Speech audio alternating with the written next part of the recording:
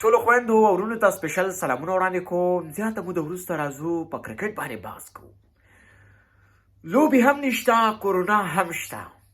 کورونا هم په ختمېدو ده. آیا مخکې به لوبې راشي یا نه؟ د هغې نه مخکې به موږ راشو چې کرکټ بورډ کوم چینجز راوستي په هغې باندې به وغږېږو. تاسو هم را سره خپل دا خواږه نظرونه شیر کوئ او زه به هم در سره دا خپل نظر شیر کړم. شاید زما دا نظر په ځینو باندې بد ولګېږي، خو بدې په ما ځان مه لګوئ، ځکه چې همیشه د ځوانانو ملاتړ وکړئ، د افغانستان ملاتړ وکړئ، د خپلې ملي لوبډلې ملاتړ وکړئ. کرکټ بورډ حشمت الله شاهدي ورور د ټیسټ او د اوریای لوبډلې مشر وټاکلو، ورسره مرستیال لوبډلې مشر رحمت شاه ټاکلی دی چې بیا T20 کې اصغر شته، هغه کپتان دی د T20 هم، مرستیال ورسره راشد خان دی. T20 هم بهترینه ده، لوبډلې مشري بهترینه ده د T20 لپاره. که راشو موږ حشمت ورور ته راشو، ځوان دی، ټیلنټ لري، خپل استعداد یې همیشه شو کړی دی دنیا ته. زیاترو بورډ پورې مخکې خاندل چې حشمته ستا قد ورکوټی، ته چکه نشې ویلی. هغه حشمت راغی خپل ځان ثابت کړی په ملي لوبډله کې. بیچاره سره ډېر ظلمونه وشول، خو خپل استعداد یې چې ټولو ته ننداره کې په لوبډله کې ځای جوړ کې او د دې حق یې لرلو چې لوبډلې مشر وټاکل شي. څوک هم چې په کرکټ پوهېږي دو ته معلومات شته چې تر څو پورې به دا زاړه لوبغاړي وي میم زرما ټول لیما نه، دا خو د افغانانو حق دی دې لوبډله کې. میم زرما مه کوئ، ټول دې ځان مه کوئ، د افغانانو ته هم پکې لږه برخه ورکئ. اوس چې حشمت الله ورور ټاکل شوی دی د لوبډلې مشر، په زیاترو باندې بده لګېدلې ده. ولې چې وایي دا خو ښه پرېکړه نه ده شوې. آیا ولې ښه پرېکړه نه ده شوې؟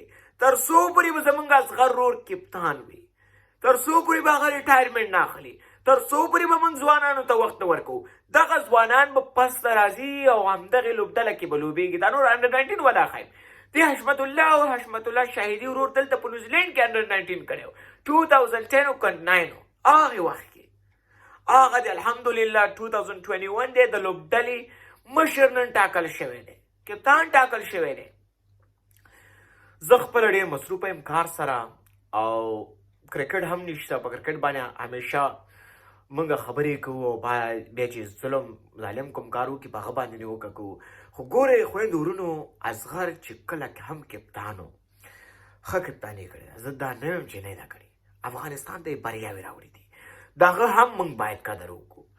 خو ګورئ چې دغه کم ځوانان دي انډر 19 کې دي، وفادار دی، د حشمت دی، دې نه پس نوین الحق دی، ګورئ فاروقي ورور دی، دغه لوبغاړي به راځي د افغانستان په لوبډله کې به لوبېږي. محمد نبي شو، اصغر ورور شو، دغه رحمت شاه هم عمر نه لږ زیات دی، بیا هم شینواري ورور شو، د دې نه چې کوم نور زموږ سینه لوبغاړي حمید حسن شو. ګورئ دا زموږ اتلان دي، دو به ریټایر کېږي. چې کله دو ریټایر شي نو دغه لوبډله به په چا ډکېږي؟ په ځوانانو باندې. نو ځوان سره چې اوس حشمت الله شاهدي کپتان کړی دی، ځوان دی زموږ د مشرانو سره، لکه نبي شو، رحمت شاه شو، شینواري شو، حمید حسن شو، د باندې په دې وخت کې پریشر به نه وي، دومره پریشر به ورباندې نه وي. موږ باید د دې کس ملاتړ وکړو ځکه چې دا ډېر ینګ دی او دله یې چې لوبډلې مشري ورکړې ده. امید لرو چې په ښه ډول سره ترسره کړي، خو ده سره زموږ د ملاتړ ضرورت دی. که موږ او تاسو چېرته ده ته لاس ورکړو نو افغانستان لوبډله به همیشه بریا وي. او که چېرته موږ راشو زنده‌باد او مرده‌باد شروع کړو، خپل وخت به په زنده‌باد او مرده‌باد کې نه تېروو، خپل وخت به راځو د اتلانو ملاتړ لپاره، د دغې ځوانانو ملاتړ لپاره. اصغر هم زموږ اتل و. ګورې ما په خپل وجود باندې اصغر رسم کړی و، دومره اسانه کار نه دی. هغې اصغر باندې ما نیوکه هم کوله، نیوکه ستاسو په ما هم حق ده، زما په اصغر هم حق ده.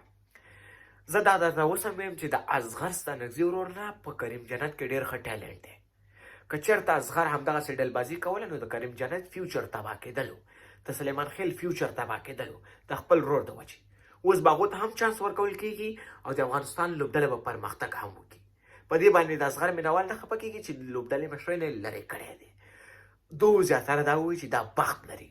همیشه کرکټ په بخت نه ګټل کېږي، همیشه کرکټ په ټیلنټ ګټل کېږي، په مټو ګټل کېږي. تر څو پورې به موږ وایو چې یا قربان یا قربان، تر څو پورې به وایو چې بس دا داسې نه ده، دا داسې ده. د خپلو افغانانو ملاتړ وکړئ، د خپلو لوبغاړو ملاتړ وکړئ. مننه، ښه شی به ښه وخت.